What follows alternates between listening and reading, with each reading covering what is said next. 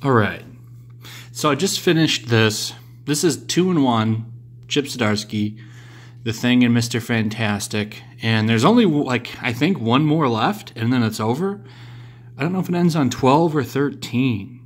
So this is almost done. I didn't know that till the other day when somebody told me, I think somebody told me in the comments for the, so I do a weekly poll list video now, and they said that this is ending. So that really sucked, because this book's good. The art, not so much. Not so much. But the story is really good. But there were some notable things in here that I caught that really contradict, like, Fantastic Four #1, the reboot that just happened. Like, there's things in here that make that book make no sense. Or issue 2. They don't make any sense because of this book. Like, how the Fantastic Four come back, and like what Reed and Sue and the kids are doing versus here. And there's only 2 people that can be blamed for that, because they're the 2 people that work on the book. And there they are. Alana Smith, Tom Brevort. So when you see them on a book, there's always going to be problems somewhere, usually in continuity. That's usually where it always happens, because I've seen like mistakes like these in every book that they manage. So if there's like a series of books that they kind of control and supervise, they're always messed up continuity wise. It's like they don't talk to the people that they're working on. Like, I saw it, we've seen it with She-Hulk in Avengers, and now you see it with the Fantastic Four and Marvel 2-in-1. And Jim Starlin, like the legend, actually quit Marvel over this because he was working on a Thanos book, and then somebody else did like a similar story, and he tried several times to get it fixed, and Tom Brevort just didn't care. I don't know if they're too busy drinking or doing some kind of drug party. I don't know what's going on at Marvel, but they're not working. And the editors, I think, are the only people that actually work in the office. So it's a little concerning.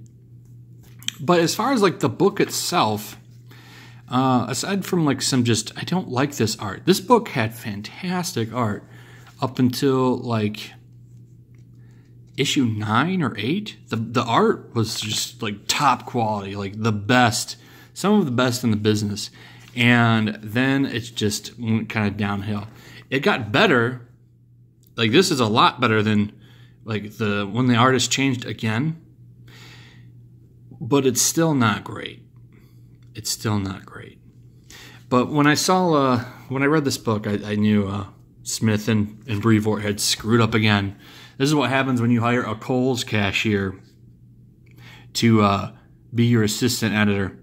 with no experience other than running a young adult author website and writing web stories.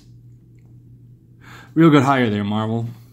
Must be getting paid. They must be paying her less than they pay like the fry cook at McDonald's or something. Anyway, the only reason that this book is good is because of the writer, who is leaving. I don't know where he's going. He's not writing Spectacular. He's not writing this anymore, so I don't know where Zdarsky is going after this. But anyway, we get this really good opening.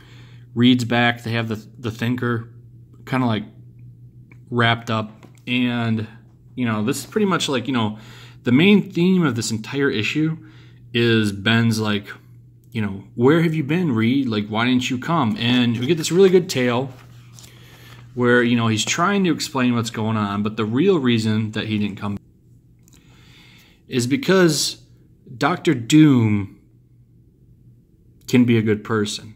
Somewhere. He found one. So if you've been following this, they show you the read of the Council of Reeds, and, you know, how they were trying to make sure another Doom never gets created. Well, Reed actually had found a universe, and he recreated it, where Dr. Doom ended up being a good person. And he ended up going there and hanging out with them, and they went exploring and worked on inventions. And this is what kind of helped him lead to, wanting the 616 Doom to think he was dead so that maybe he would try and become a good person. And that is what happened. So that was really the end of it. And to Chip's, that's pretty much the entire book, that quick little summary. But it's still really good. The story is really good. And it even ends really good. Like at the end of the book, you get this scene where he's saying goodbye to that version of Dr. Doom. And he's like, you can hear them like whispering, like, Ben, it's from Ben's perspective, and he can hear them talking, but he can't make it out. And Reed gets back in the car with him, and he's like, what did Doom say to you? He's like, don't give up on me, because he knows Reed's mission is to fix Dr. Doom, at least in this current story. But it's really good. He can really write some good drama. I got to give him that. His jokes suck. You're not funny, Zdarsky, at all, but your drama is real good. The problem, though, like my rant at the beginning of the video, is that if you pick up Marvel's Fantastic Four reboot, the new one, issue 1 and 2, this makes no sense, because they literally go back to Earth, and Ben and Johnny are there, and they don't even really acknowledge that they're alive. In fact, in one of the issues, Ben's like, tells Johnny Storm, we searched every universe trying to find them, and they never turned up. They're dead. And then they come back. In fact, at the second issue, they let them know, or was it in the first issue, they turn on that machine that like projects a big 4 into the sky, and that like alerts them that they're alive. So unless in the next issue they're going to like show that they wiped their memories, what the hell is going on? No one communicates. And the fact that Alana Smith and Tom Brevort also oversee that book, this is like uncalled for. It makes no sense. This is part of the problem at Marvel, is that the editorial in the company is garbage. That's the main problem. That is the main problem. That's one of the main problems at Marvel, that their editorial is trash. Like, this is ridiculous. I'm like reading this, like, this is good, but it just destroys the new Fantastic Four books. How does this get past C.B. Cebulski, who should be overseeing this? Like, you're bringing these characters back after so long. I don't get it, man. But anyway, yeah, this is a good 4. This was a great book. Other than, the continuity errors, this was pretty solid. So, yeah, that's pretty much it. Let me know what you think about this video. Let me know what you think about the problems and editorial. If you are reading both these books, did you catch what I'm just talking about? Also, like and subscribe. Check out the links in the description. Link to my Patreon, link to my Twitch, link to my Discord. And I'll see you guys on the next one.